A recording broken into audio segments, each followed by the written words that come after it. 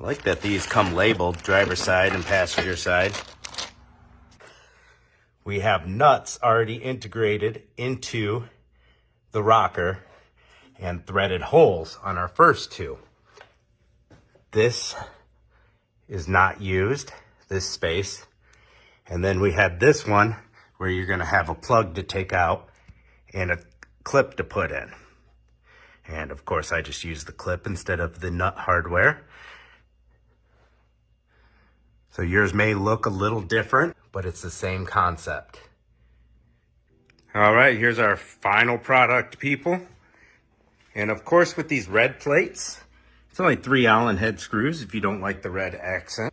That's a wrap for the OEDRO step rails, 2007 to 2018 Chevy Silverado. There we go, they lined up nicely. Look good on the truck.